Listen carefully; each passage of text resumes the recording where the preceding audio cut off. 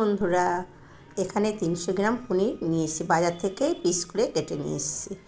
তারপরে কড়াইতে জল বসিয়ে দিয়েছি, 1 চামচ লবণ দিলাম, দিয়ে পনিরটা ঢেলে দিলাম, দিয়ে এবার গ্যাসটা একটু নাড়াচাড়া করে গ্যাসটা অফ করে আমি গামলায় নামিয়ে রাখবো। 5 মিনিট মতন জলে ভিজিয়ে রাখবো। এখানে আমি 2টো আলু সেদ্ধ করে নিয়েছি, প্রেসার কুকারে খোসা ছাড়িয়ে রেখেছি। একটা মশলা তৈরি করব। সাদা তিল নিয়েছি, 4 মগজ নিয়েছি, আর কাজু বাদাম আর একটা কাঁচা লঙ্কা পেস্ট করব। পেস্ট হয়ে গেছে। তারপরে একটা টমেটো পেস্ট করব। টমেটোটা পেস্ট করে নিয়েছি, কড়া বসিয়ে দিয়েছি, কড়া বসিয়ে দিয়ে সর্ষের তেল দিয়েছি, 1/2 চামচ লবণ দিলাম, 1/2 চামচ হলুদ দিলাম, দিয়ে এবার জল ঝরিয়ে রেখেছি, রেখে তারপরে পনিরগুলো দিয়ে দিলাম। এই হলুদ আর লবণটা দেওয়ার কারণ হচ্ছে মাছ যেরকম তলায় লেগে যায়, পনিরও কিন্তু এরকম লেগে যায়। লবণ আর হলুদ দিয়ে ভাজলে মানে কড়াই লাগবে না। তারপরে পনিরগুলো অল্প ভেজে তুলে নিলাম, তুলে নিয়ে ওই তেলের মধ্যে আলুগুলো দিয়ে দিলাম। মাঝখান থেকে আরেকটু কেটে নিয়েছি, কেটে নিয়ে দিয়ে দিলাম। তারপরে অল্প লবণ দিয়ে এরকম লাল করে ভেজে পনিরের এক সাইডে রেখে দিলাম। দেওয়ার পরে এবার আমি একটা ফোড়ন দেবো। তেজপাতা নিয়েছি, 3টে এলাচ নিয়েছি, সাদা জিরে আর একটা শুকনো লঙ্কা।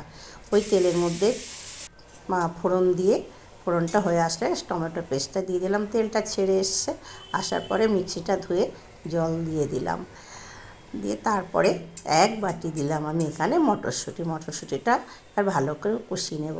আমি আর একটু জল দিলাম, জল দিয়ে ভালো করে কষাবো। কষিয়ে এবার এখানে দিলাম 1 চামচ জিরের গুঁড়ো, আর দিলাম 2 চামচ ধনের গুঁড়ো, 1/2 চামচ দিয়েছি কাশ্মীরি লঙ্কার গুঁড়ো, 2 চামচ দেবো হলুদ গুঁড়ো, 1/2 চামচ দিয়েছি মরিচের গুঁড়ো, আর 1/2 চামচ দিয়েছি গরম মশলার গুঁড়ো। ভালো করে কষিয়ে নিলাম। কষিয়ে নিয়ে তারপরে 1 চামচ দিলাম আদার পেস্ট, আর যে মশলাটা করেছিলাম সেই মশলাটা 4 মগজ তিল, কাঁচা লঙ্কা, সেই এখানে 4 চামচ মতো দিলাম। দিয়ে আমি আর একটু জল দিলাম, দিয়ে ভালো করে কষিয়ে নেব মশলাটা। এবার 1 চামচ লবণ দিলাম, দিয়ে ভালো কষিয়ে নেব। আমার তেলটা ছেড়ে এসছে, এবার আলুগুলো দিয়ে দিলাম। যেহেতু আলুটা সিদ্ধ আছে, বেশি ভাজবো না। 1 চামচ লবণ দিলাম, দিয়ে একটু কষিয়ে নেব। সামান্য একটু জল দিলাম। মশলাটা আর একটু কষাতে হবে। মশলাটা ভালো করে কষিয়ে নিয়ে দেখো আমার কিন্তু এবার পুরো কষানো হয়ে গেছে। এবার ব্যালেন্স রাখার জন্য, ঠিকঠাক হওয়ার জন্য আমি 1 চামচ এখানে চিনি দিলাম। একটু নিরামিষ তরকারিতে মিষ্টি দিলে খেতে ভালো লাগে। একদম মশলাটা কষানো হয়ে গেছে। এবার আমি এখানে 1.5 মগ মতো জল দিলাম। তোমাদের মতো জল দেবে, তোমরা যেমন ঝোল রাখবে তেমন দেবে। জল দিয়ে আমি এবার ঢেকে দিলাম। 5 মিনিট পরে ঢাকনা তুলে নিলাম।